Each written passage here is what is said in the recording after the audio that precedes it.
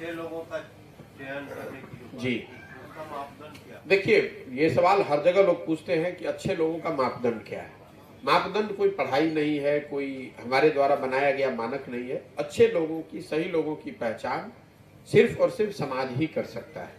मैं बोलचाल की भाषा में रोज उदाहरण देके बताता हूँ कि जैसे समाज जो है वो जमे हुए दही के जैसा है। जैसे जमे हुए दही में मक्खन है लेकिन आपको दिखता नहीं है। जमे हुए दही से मक्खन निकालने के लिए आपको दही को मथना पड़ता है। दही को आप मथते हैं तो बढ़िया मक्खन निकल आता है। उसी तरह समाज में सही लोगों की कमी नहीं है और समाज में इसकी जानकारी भी है। अगर मैं आपसे पूछूंगा कि आपके गांव में कौन 4 आदमी अच्छा है तो आपको मालूम है। आपको नहीं मालूम होगा तो 4, 10, 5 आदमी से बैठ के आप बता सकते हैं कि आपके गांव में 4, 5 अच्छे लोग कौन है। जरूरत इस बात की है कि समाज में निचले स्तर पर उतर के इस चर्चा को किया जाए, लोगों की मदद से इन नामों को निकाला जाए और फिर उन लोगों को प्रेरित किया जाए कि वो राजनीति में आए। क्योंकि ज्यादातर जो अच्छे लोग हैं वो राजनीति में आना नहीं चाहते हैं।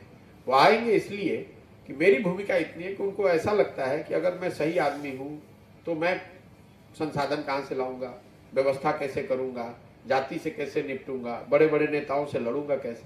तो प्रशांत किशोर की भूमिका इतनी ही है कि मेरे नाम होने से लोगों में थोड़ा, कुछ लोगों में जरूर कम से कम ये विश्वास है कि भाई चुनाव की चिंता वो हम पर छोड़ सकते हैं, बाकी वो आए और इसमें कंधा लगाएं। ये पूरा प्रयास है। अगर 100 में 1 आदमी भी अच्छा है समाज में, आपसे मैं पूछता हूं, अगर 100 में 1 आदमी भी अच्छा बचा है तो बिहार की जनसंख्या के हिसाब से करीब 15 लाख अच्छे लोग हैं।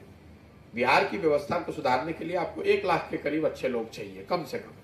मैं 1 लाख का नंबर इसलिए बता रहा हूं क्योंकि जो बिहार में 1.5 लाख जनप्रतिनिधि चुनकर आते हैं। बिहार तब सुधरेगा जब अच्छे लोग वार्ड सदस्य बने, जब अच्छे लोग मुखिया सरपंच बने, जब अच्छे लोग पंचायत समितियों में जीत कर आए, 150-200 अच्छे लोग विधायक बने। सिर्फ मुख्यमंत्री और प्रधानमंत्री और बनाने से बिहार नहीं सुधरेगा। पूरी व्यवस्था में घुन लग गया है, नीचे से लेकर ऊपर तक हर व्यक्ति फंसा हुआ है इसी कुचक्र में। जो इस व्यवस्था में सही आदमी भी आता है वो भी गलत बन जाता है। तो मैं वो जो व्यवस्था बनाने की कोशिश कर रहा हूं कि इसमें इतने सही लोग जरूर आ जाए कि अगर कोई गलत उसमें आ भी जाए तो वो गलत न कर पाए। क्योंकि आप कोई भी व्यवस्था बनाएंगे तो एकदम फुल प्रूफ नहीं हो सकता है। लेकिन 100 में अगर 60, 70, 80 लोग सही हैं तो 10-15 अगर खराब भी होंगे तो जैसे आज 10-15 सही लोग कुछ सही नहीं कर पा रहे हैं, खराब लोगों के बीच में पड़ के उनको भी गलत ही बनना पड़ रहा है, उसी तरह मैं जो व्यवस्था बनाने की बात कर रहा हूं इसमें सही इतने लोग सही रहे जिससे कि कोई गलत उसमें आ भी जाए तो वो गलत न कर पाए। ये बनाने के लिए धैर्य चाहिए, मेहनत करनी पड़ेगी। ये बरसों की लगी हुई काई है। इस पर अगर आप दौड़ने की कोशिश करेंगे तो गिर जाएंगे, हाथ पैर टूट जाएगा। इसको फर्श पे बैठ के धीरे धीरे रगड़ कर ही छुड़ाना पड़ेगा।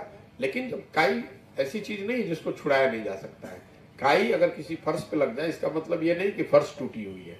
काई को अगर आप छुड़ा देंगे तो फर्श बिल्कुल कामयाब हो जाएगा। बिहार के समाज में कोई दिक्कत नहीं है, काई जरूर लग गई है, इसको छुड़ाने का ये प्रयास है। पदयात्रा तो एक माध्यम है, पैदल चल के जाना एक माध्यम है। मैं पैदल चल के जा रहा हूं, उससे बिहार की समस्या नहीं खत्म होगी।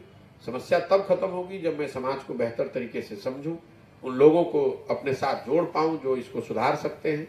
करने में साल लग सकता है, 2 साल लग सकता है, मुझे कोई घबराहट नहीं है। मैं पूरी तरह से संकल्पित हूं, मुझे इसे करना ही है। मैंने जीवन में अपने लिए तय किया है कि मुझे यही काम करना है।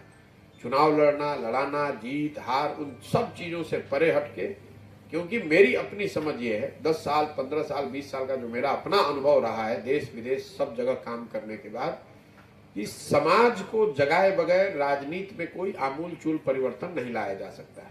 राजनीति से समाज सुधरे या न सुधरे, समाज सुधर जाएगा तो ही राजनीति सुधरेगी। तो मेरा प्रयास समाज के स्तर पर है।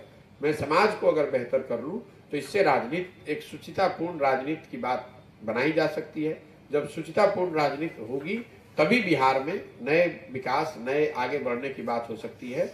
ये जड़ को सुधारने की बात है।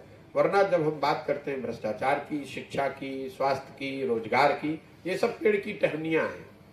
अगर आप जड़ को सुधारेंगे तो ये बाकी चीजें अपने आप सुधर जाएगा।